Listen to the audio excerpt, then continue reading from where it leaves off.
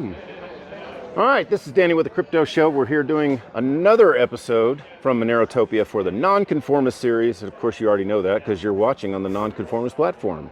Duh. Anyway, so I'm here with John Winter Murphy, who is responsible for Wownero. At least partially responsible. Partial. Yes. It's kind of his. It's kind of his fault. Yes. It's kind of his fault. But also, you know, he had a talk yesterday, and I found it pretty interesting. John, how did you get into crypto, and what made you want to start Wownero? I got into cryptocurrency. Actually, I heard about it in 2011 or so on Slashdot, the hacker news site, and I actually downloaded. It must have been a CPU miner, one of the early CPU miners, and I got on Slush Pool. When I was mining, I was mining with my laptop, and I let it run like, I don't know, 6 hours, and it was like, you're going to receive 0.001 BTC if you mine for a day. And I was like, I'm not doing this. I turned it off. And but I was like interested. I got interested in Linux and some other open source stuff when I was in grad school, which got me onto IRC, which is like the support channels for that stuff at the time, and still mostly. Where somehow in around late 2013, I ended up in a Dogecoin channel on Freenode. And I was just hooked right away. Like, and I had a few laptops then, and they were, you know, I turned the CPU miner on, and now I'm cranking out like 600 Dogecoins a day or something. It's just, it sounds a lot more fun, and everybody's giving it away. In 2013, I was mining Bitcoin early 2014 actually. With the S1, and I was using Slush Pool, and I didn't know how to set them up, so I had my son set it up for me, and he's in high school, and I would monitor it on my phone. I would be at work, and a miner would go down, and I would call my son in class, leave school and go restart so actually, it. I mean, I started mining on these laptops, but pretty quickly I decided, probably stupidly, because I was a poor graduate student, to go out and buy as many graphics cards as I could, and I was trying to decide, should I go buy a bunch of graphics cards, or should I buy one of these? I think it was like the A1 script miner. It was like, and it was this supposed pre-order for an ASIC, it was like for one of the first ASICs for script, and it ended up being a scam. Total like rip-off scam. They took everybody's pre-orders and just disappeared. Oh, like Butterfly? Or? Not Butterfly, but it was Alpha Script. I think. Yeah. But I got a bunch of GPUs, and I had some computers at school, so I just started mining everything and anything I could. I remember the scam back then was you would order these mining rigs from these companies, and they would mine the shit out of it with your rig. Test it, right? Yeah, they would mine the shit out of it with your rig, and once it became obsolete, they would send it to you. So sorry it took so long. Right, yeah. So, I mean, luckily I ended up going with the GPUs, because otherwise I probably wouldn't be standing here talking to you. Right. I got into Dogecoin a little bit too. No, I still have Dogecoin. But yeah, actually, so I mean, I was mining everything I could, and I was into Vertcoin, and which was a GPU mineable thing. Yeah. And at the time, Fluffy Pony was kind of somehow involved in Vertcoin, and he messaged me on IRC one day, and was like, "Hey, join this channel, Monero, and download the wallet, and I'll send you 10 MRO, as it was called at the time." Oh, okay. And that was how I got into Monero just a few weeks after it launched as well. Oh, wow. Yeah. Yeah, I remember when it first launched, I went on Poloniex. Even before Poloniex, it was on this CryptoNote.exchange, which was like the first one. It was like Bytecoin and Monero. Yeah, I remember it was Bytecoin. Yeah. Oh. So how did you end up starting Wownero, and what is Wownero? So Wownero was launched on April Fool's Day, 2018 at 4:20 p.m. Pacific time.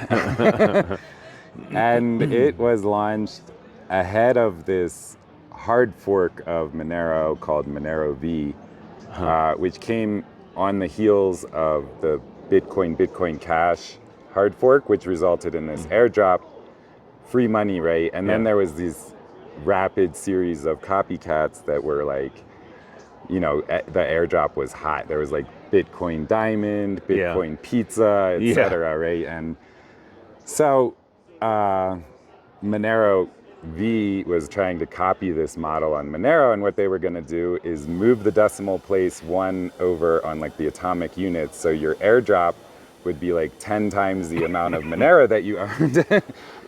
And also they were going to like just take like a 10% of the money supply pre-mine kind of thing at the hard fork. So it was like a kind of obvious scam. Yeah.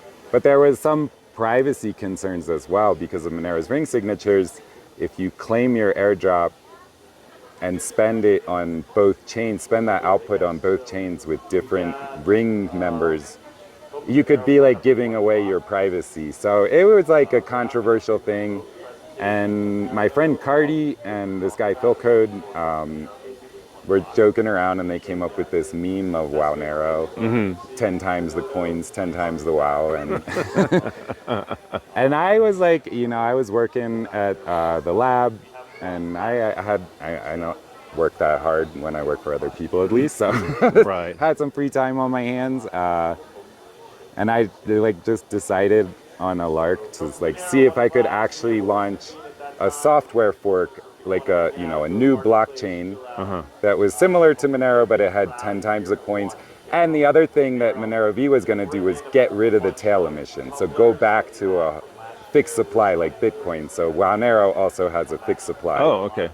So yeah, I launched this network ahead of them to like kind of poke fun at how stupid their whole proposal was, and it's really like, so it was born a blockchain performance art, if you will. Right. That Dragon X was And born the same it would way. have died immediately. Like it would not have lasted because I'm not a programmer really. Like it was a lot of work for me to modify the code base and create a new Genesis block, and after I launched it, like it got a good amount of interest. Like there was a lot of mining pools, and some crappy exchanges picked it up right away, and there was some interest. And there's this developer, Wowario, kind of came out of nowhere. He's totally anonymous. I still don't know who he is, but he's the guy who generally does most of the heavy lifting in terms of keeping Wownero up to date with Monero, as well as implementing a lot of the new features. Like Wownero has now solo mining only, so it tries to block mining pools, and that's like some work that he implemented as well. Oh, that's cool. Yeah, we don't have mining pools either.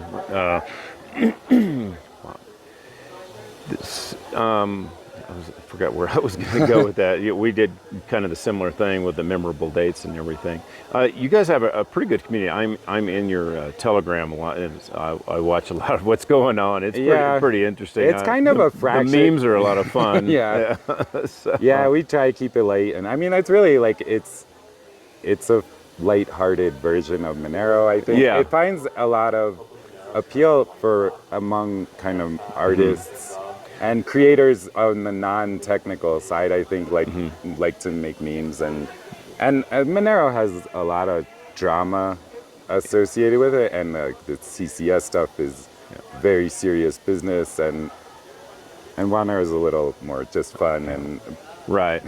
I know what I was going to ask, and I'd forgotten was as Monero upgrades into Seraphis and full membership proofs, are you guys going to try to implement that? Or I would assume, somebody asked about it on Twitter. I think there's been a little bit of talk about it, and Wowario, the anonymous developer, rebased to Monero code recently. So I mean, I'm an optimist, and I would say I don't think FCMP is going to be on Monero's testnet at the earliest, maybe summer of next year, optimistically. And so I think there's some time ahead of that. But I would imagine. I mean, I think that's a critical upgrade. Like, there's some trade-offs, right? Like each transaction requires more compute and more storage, but I think it's worth it. Do you have the dynamic block size? Yeah, it inherits that. Although, how does that work? Because I was talking to Arctic Mine yesterday, and he's convinced that with dynamic block size without tail emission, does not work. Well, that doesn't become a problem until 2080 or so. Oh, okay. Sometimes. Well, he said in the long run that's not going to work. So you could potentially hard fork and add a tail emission, or someone could. Somebody proposes the code, then maybe we would merge it. Honestly, we're on Codeberg now, actually, I was gonna say the community is a little fractured, and it really is all community. So it's like services come up, services go down. You know, people make a wallet and maintain it for a while, and then move on to other stuff. So it can be a little herky jerky, I guess. But I mean, you guys have what's your like funding model for servers and all that? Because like right now for me, it's like it's all coming out of my pocket. I mean, I run Wownero.org right now. All the other servers were run by somebody else, and recently the database got corrupted on SuchWow, which has been a major pain point for a lot of people. So we're probably going to launch a fresh instance of SuchWow. But I mean, like, and there's the login server associated with, like, that was run by a community member out of pocket. We have a Wownero funding system, which is currently down because SuchWow is down. Yeah, we have a similar like model. People can raise WoW for projects and stuff, but it's all community. And we're generally a lot more lax. There's not a lot of gatekeeping like there is with the CCS. Somebody had a proposal for like, send me 1 million Wownero to like start a Wownero country or something. Right. What's the total supply? I don't think they got funded. The total supply is going to be like 187 million, 10 times Monero's original. Okay. Before they added the tail emission, and currently I think we're still under 50%. I think there's about 75 million coins right now, maybe 80 million. So like Wownero has a slower emission curve than Bitcoin, and a much slower emission curve than Monero's original one. Okay. You gave a talk yesterday, I guess, and it was pretty interesting about the fairness of different coins. Can you elaborate on that? So and how you give that score? It was on fairness. Fairness was one component of the total scam score or anti-scam score. Yeah. And the fairness is something that's pretty important to me. Like I stretched out Wownero's emission curve just by, my own decision. And I'm a big fan of Grin, which has like the ultimate stretched out emission curve. It's just 1 Grin per second forever. So, yeah, I think on the scam score stuff, like as I said in the talk, there's like 7 different metrics that I picked. And fairness is something that is very important to me because I feel like it feeds back into some of the other metrics like decentralization or network strength and community, because what I would talk about with fairness is if you have like a big pre-mine or the coins are created in less than a year or something very quickly. Right. And so there's a high, or there's some likelihood that they're controlled by an price, or the supply amount changes right after the launch, or something like that. But if there's a centralized, well-funded entity, then you can't really tell, is this real decentralization or is this kind of decentralization theater that's being funded by this corporate entity, right? If you don't have that fairness, then I think it's hard to say like this is real organic growth. Yeah, I mean with Dragon X I went with just an absolute fair launch, but now we have no funding. So some people, we do get donations and things like that. If you don't pick up some critical mass right away, it's hard to grow. It's hard to So and I think I talked with the Xano guys about theirs, and they just right out tell you exactly what they did, but they are very public about that. Right, I appreciate their transparency and their attempts with their auditable wallets and everything to be transparent, as well as I had this marketing metric at the bottom, which is like my own perception of how well the project's messaging matches with reality. And I think, Xano doesn't really call themselves free and fair money for the world like Zcash tends to do. Zcash is like, we're Bitcoin, but better. Oh, they raise so much money. But so Xano is like, we're a tool for private transactions. They don't really talk about themselves as money so much, which I appreciate. I think that's being more honest and realistic. I mean, I don't know why anyone even uses Zcash. It's like, 10% is shielded transactions, the rest are... You might as well just use Bitcoin. And it has no network effect. If you look at, it's just a phone. Sorry. Yeah, don't worry. Yeah, if you look at the Block Explorer for Zcash, Yeah. there's very few transactions. And the transactions that do exist, right? Every block has at least one transaction, which is the Coinbase. Right. You can account for, I think, 30%, 30% of all transactions. Yeah. Just, and then, there's also going to be mining pool payouts. I think Right. between those two, that accounts for almost all of the activity on the Zcash network. There's nobody using it, right? Like, and I think it's been around for a long time. Mm-hmm. It hasn't managed to grow much and attract adoption, and I think the probability that it will becomes lower and lower over time, Yeah. not greater, right? Yeah, especially without the default privacy.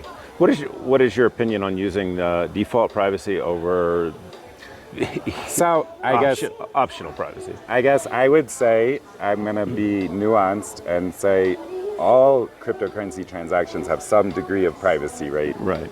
And so, I mean, Bitcoin transactions can be more private than Zcash transactions, or probably even like Pirate Chain, depending on your adversary and what your methods are. Like, so it's a very difficult thing to say this is private or I'm going to use privacy. But I think building systems and tools that work on those systems where everything is private by default.